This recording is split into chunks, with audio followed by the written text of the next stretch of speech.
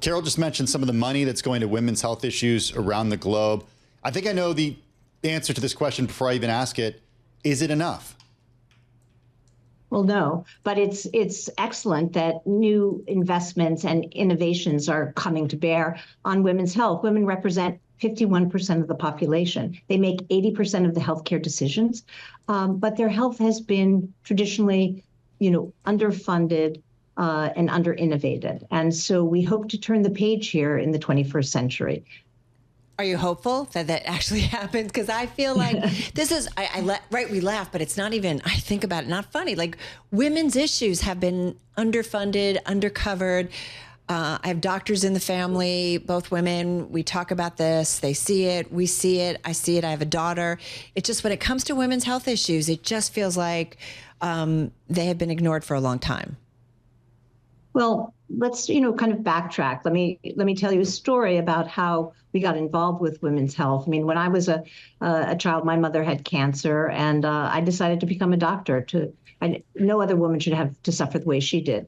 I was very honored to work at the National Institutes of Health for 12 years, and there helped to expose the inequities that existed, that women had been excluded from research studies on heart disease, on AIDS, on lung cancer.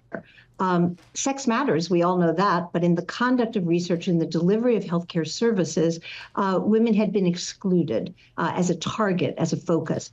So as the first Deputy Assistant Secretary for Women's Health, we really shone a spotlight on these issues. We wove a focus on women's health into the fabric of NIH, CDC, FDA, because then there were no women's health conferences, there were no reports, there were no fellowships, and there were no centers. And so the study of women's health and sex differences became a forefront issue in the 90s, but then got mainstreamed. And I think, there were still so many other issues that needed to be addressed. We built the infrastructure, but the innovation, needed to continue. And that's what I hope is happening now here in the 21st century, because we're bringing a whole new toolbox to the fight for better women's health. Well, Carol mentioned what Melinda Gates has announced, the idea of sending money toward the highest rates of mortality, autoimmune disease, mental health, and cardiovascular health. One area that we wanted to focus on this afternoon is mortality when it comes to pregnancy and when it comes to childbirth, maternal mortality. And the CDC said that improving maternal health care is one of its new priorities. They posted this document last night.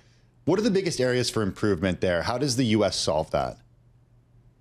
Well, I think maternal health, it is shocking that in the United States, we have the highest maternal mortality rates in the industrialized world. Why is that, in your view? Well, I think, again, because there are a number of issues that go underreported. There is diversity in communities. Women are not having the same access to care and are not there's not education for both the woman and her healthcare provider about the signs and symptoms to be looking for. So I hope that this will change. We need to do much better education and targeted education. We now have new communication methods that need to reach and personalize information to individual women.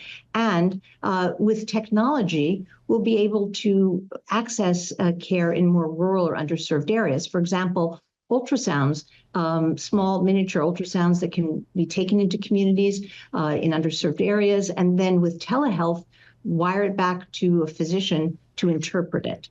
And some of the breakthrough technologies that are underway are to, for example, do a pinprick to get some blood to look for preeclampsia, which is associated with hypertension that can cause a death in mothers. So I think, there's a lot of work to do, but there's also a lot of innovation that can be brought to this space. Dr. Blumenthal, one thing I wanted to ask you, the CDC's vaccine meeting happening today and tomorrow. Just curious, one of the things that's being discussed is changing the hepatitis B vaccine recommendations for newborns and screening all women for hepatitis B. What do you think of this? I'm just curious about it. Well, I'm very concerned as a public health doctor. I think that, if you think about it, 150 years ago, average life expectancy was 38. We've doubled life expectancy in this century. In the year 1900, 18% of children died before their 5th birthday. Vaccines and other public health interventions were major contributors, were landmark contributors to this extended lifespan. A generation has grown up not seeing the devastation of polio, smallpox, diphtheria. And so disinformation is circulating. Hepatitis saves, vaccines have saved 20,000 babies.